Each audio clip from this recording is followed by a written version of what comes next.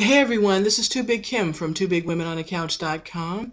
That is that social networking website that is for plus size, former plus size women and those who love us. So we hope that you're over there putting your videos and your blogs and playing some games and meeting and connecting with people on that site. On the YouTube, you know that I am often on my rocking chair just doing interviews with folks that I've met that have things that are really important to kind of talk about and to share with you. And today I'm meeting with Shannon, and she actually goes on YouTube by Imlay4. That's IMLAY and the number 4. Check out her website. I think you'll be very impressed with her recipes and so forth that are on there. She's a floral designer. She is what looks like a fabulous cook and so forth. And I met her actually and got talking with her about a contest that she entered very recently. And that was really cool and all, and she'll talk about that, and she'll share some things about what she does. But more importantly, she found us actually through one of the YouTube videos that I did with another one of our members, Trish's Inbox, and it was the one where Trish had her son Nicholas on her lap, and we were talking about autism. And so clearly Shannon has a wide variety of interest and things that she's concerned and cares about, and a lot to say. So with that, I invited her to come and talk with me, and the topic that we really want to talk about today is sort of how do you follow a dream, create a dream and follow a dream, pursue your dream while you're dealing with things that can easily get you off track. Now, she does have a son that is autistic, and that is kind of how she stumbled across our website and so forth, and she can share with you kind of who she is and what she's all about. But the goal here is to really talk about how do you create a dream. Now, she came very close, actually, to having an interview with the Food Channel executive, so she'll be able to talk about that as well. So, Shannon, welcome. Thank you very much. All right. And I'd really like you to maybe do a little bit more introduction of yourself, if you would, about your business, just a small little commercial here. And then let's talk about this, particularly the following your dream and ideally the contest that you entered and what you're doing now. I am the owner of a small business called Shenanigans. I'm a floral designer and party planner. That is my passion. As you mentioned, I have an 18-year-old son with autism. He's doing very well now, and he's at a place where I can take more of my time to put into my dream because he's made a lot of progress. I just want to let other parents know who have autistic children or special needs children that when they get the right therapies and the right therapists, things do improve. Things do get better. When he was 5, it was really, really tough. He didn't talk at all until he was 5 and a half. So I put off my dream because my son really needed me. I didn't think of it that way at the time. I thought of it just as this is a little boy who needs me full time, just as any of us who might be taking care of parents who really need us, brothers or sisters who ourselves might have an illness that sidetracks us for a while. It's just important to come back to that place, I think, and remember your dreams when you do get more time for yourself. So now your dream was to have a business like this and to do floral design, or what was your dream? Well, my dream's probably bigger than me. I wanted to be the next Martha Stewart. Okay. She got out of jail. I'm teasing. I love Martha Stewart. But what I do is a real wide variety of things. I do enjoy cooking. I love cooking. I think I'm very good at it. It was probably my original dream. When I was a little girl, I used to say, I want to go to France and go to cooking school. And I even have a newspaper article where at our local fair, I had won all these awards for my cooking, and they asked me what I wanted to do. But of course, when I turned 18, I was young and stupid, and I didn't follow that dream.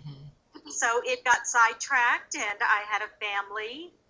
And so here I am, 50 years old, and remembering my original dream. I love to instruct and help people with ideas. So I think that's why the idea of a show is fun. I worry sometimes that I don't fit into a niche. For instance, uh, as far as I would love to have a cooking show, but I would like it to be about celebrations and parties. Mm-hmm. It's a passion of mine that ironically was not a part of my life for a long time. Okay. I think unintentionally, people who just don't know how to deal with your child's special needs don't invite you, or just you fall out of touch with them. And for years, even my son required so much care, it was hard to go to my husband's Christmas parties. Wow. So I started becoming very involved with the Autism Society of America.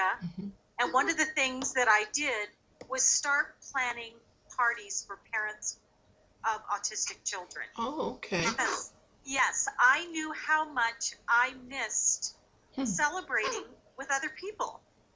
And it took a lot of work because I had to make sure that I found skilled caregivers to take care of the children so that the parents could enjoy themselves. So it was really planning two parties so that we could celebrate. One, so that the children would be well taken care of, which would be a more casual party. And I don't want to say a formal party, but I really went all out when I did my parties because I knew this was something that these parents did not get to do very often. And the gratitude that I got from them was phenomenal because they missed adult interaction, they missed celebrations, and celebrations are some of our most precious memories. They shouldn't stop being a part of anybody's life. So I grew even more passionate about my love for parties when I didn't get to go to them, Right. so to speak. I think that is so fascinating how you took, obviously the love for your child and the responsibility of having a child, and then all of the things that you have to deal with when you do have a special needs child, and you focus your energy like a great parent would on getting your son what he needed and kind of through all of that, and then finding a way to integrate actually the love that you had for the party planning. I think that is a very fascinating and wonderful story to be able to take that to the families who were dealing with a similar kind of issue. And what a beautiful story, and so powerful, very powerful. Thank you. Yeah. Thank you. I think it all just goes back to empathy, in that even when something happens to you that seems difficult and you have that why me question, you're not supposed to ask why me. You're supposed to ask, how can I make this better and make this better for people who are going through the same thing? And that's, I think, what I needed to do, because when you're helping other people, you can't feel sorry for yourself. True. And you also have that opportunity to see that other people are in the similar situation as you, and some are not doing even as well as you, and so you can kind of be there for them. And what do we learn? We learn so much when we reach out and help other people. So sometimes we're helping and we're giving, but we're getting so much back by just doing that we don't even expect, So that's awesome. Tell me now, so your son, he's doing some remarkable things. I've heard about well, tell us about this. I know he's drumming and doing all kinds of stuff. Tell us where he is today. He still is autistic in the sense that he has trouble with conversations and with reading comprehension. Of course, the blessing is that he reads very well and that he does speak, and they told me that he probably never would speak.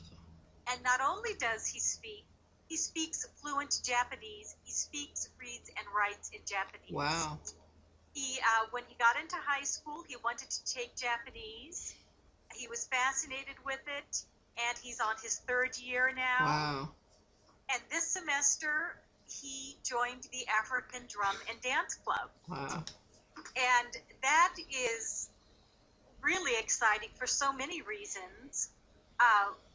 the rhythm really helps him intellectually. Mm-hmm. It helps him actually academically. The rhythm of the dancing and the drumming, you can just see the wheels spinning in ways that they usually don't. Mm-hmm. So it's really a double blessing. He gets to be involved in a club. We get to see him perform with neurotypical students and Neat. get to be proud parents. And he benefits in many ways, in being involved in ways that he hasn't. He's a really picky eater, and his class went to an Ethiopian restaurant, and I thought, this is not going to go well. He's, they sent me a menu to ask, my advice. Well, he ended up going and ordering this wonderful chicken stew dish, told me all about it, and they took video of him eating it all the way down to the plate. Wow. He still, at 18, continues to make progress, Great. continues to amaze me, That's awesome. continues to be a blessing in our lives, as both of our children are. Beautiful. I have a neurotypical daughter who's in college now, and both of my children have been a blessing to me from the day they were born. Awesome. And I think they will be until the day that I die. Absolutely, So, they will. Absolutely, they will. So now you were able to begin to really, now that he's a little bit more, well, he's older, more mature, and able to do some things that you really didn't expect, but he's doing these things at age 18. You've been able, as you said earlier, to kind of put yourself now to where you can start focusing again on some of the things that you want to pursue. And what caught my attention, like I said earlier, was the fact that you went full guns to try to go and make this contest happen, and you're doing another one. Tell us about that. If any of you have watched the Next Food Network Star on the Food Network station, it is a reality show where they pick between 10 and 12 finalists to compete, and the person left standing at the end gets their own Food Network show. I just submitted a video to make people feel that way. Okay. Well, that is really, really great stuff, because it really is about folks feeling good from just kind of a natural way. Food is such a wonderful thing. People love it, and everybody pretty much gets some joy pretty much out of either preparing it or partaking in it, or both. And to be able to really be able to show people how they can do that classy, kind of wonderful looking stuff that has different twists on it and so forth, but that they can do it in their own kitchens, is really, really, I think it's a really good gift that you're bringing. So there's a lot of competition out there for people who want to be on food channels and things of that nature, but the fact that you have the guts to go try.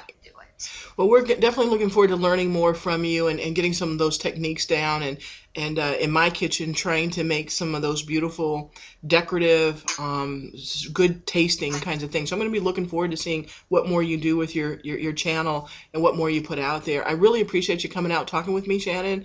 Remember, everybody has to eat, so it might as well be delicious and beautiful. That's the way it is. Thank you so much, Shannon. Thank you.